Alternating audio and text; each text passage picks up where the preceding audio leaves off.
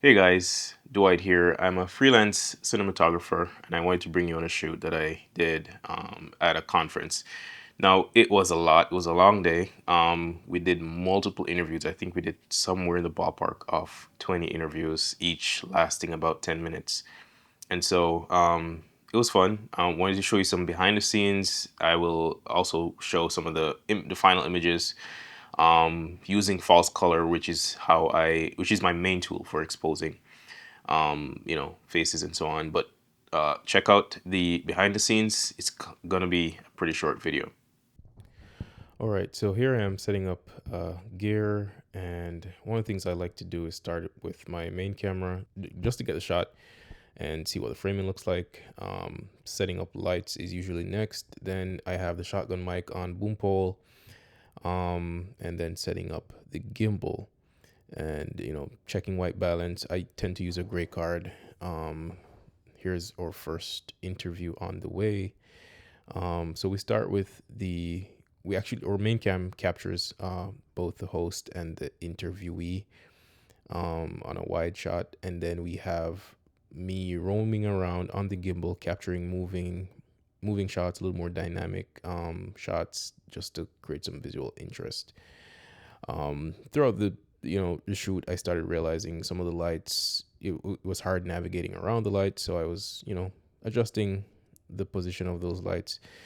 For the main camera, I was using Sony FX30 with the Sigma 16 millimeter lens for the wide shot, and then the gimbal. On gimbal, I had Sony FX3 with 24 to 70 f4 zoom lens. So for lights, I'm running Nanlite FS-150s. I tweaked the output based off of I think that the host's light was kind of pretty much set for the most part, but for the guest, I would tweak that based off of their outfit, their complexion, just to make sure that they're well exposed. But yeah, that was pretty much the setup. Just moving, getting dynamic shots with the gimbal. It was a very noisy environment, so I was very grateful that I had the DJI Mic 2, and this I got from Lens Rentals. I rented to try it out. I'm very likely going to pick those up because the noise canceling feature on that definitely saved the shoot, because it was very noisy. It would have been pretty hard to hear the interview over the noise in the environment. But as I was monitoring audio, I was hearing them crystal clear. You could hear some background noise, but it would kind of just be ambient noise.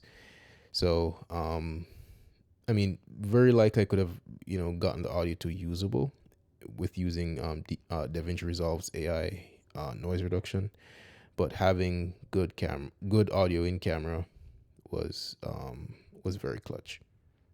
But as I'm miking up persons, I do like to be very conscious of touching, and I literally walk people through what I'm doing. So I say, hey, I'm gonna run this cable around the back of your neck, the back of your blouse. I'll tape it right here. I'm gonna clip this right here under right behind your shoulder, whatever it is. I'm walking people through the process, especially as a male who's touching the opposite sex. You want to make sure that you get their permission to touch, and make sure you're not touching inappropriately, making sure you're not lingering with your touches, but just being very professional and very communicative when putting lav mics on people. As you can see here, for the host, his lav mic is hidden. It's taped inside his jacket because that mic was basically going to be on him for the whole day. But for the guests, I had their lav mic kind of clipped on the outside of their clothes, and I had the shotgun mic for redundancy. So here are some of the clips. I didn't love the overhead lighting, but it was kind of the best I could do with the scenario we were given. We were told that we couldn't quite set up anything overhead to flag off lights or anything like that. And it would have been quite a hassle as a one-man band to get that done. So I love the over-the-shoulder shots. just to create some depth and some visual interest for the person, who is in focus. Using an f4 lens, I was still able to get some decent, background separation and background blur. I did realize that the overhead lighting was pretty harsh on persons who either had a bald head or were balding. But for the most part, it worked out well. And for this shot, I did notice that as he leans in, which he wasn't doing when we set up the shot, but as he does lean in, the shotgun mic kind of casted a shadow on his forehead. But that's the great thing about having a second shot to cut to make sure that you can hide some of the tiny mistakes that might show up. All right, moving over to false color. I usually am using false color to help with my exposure.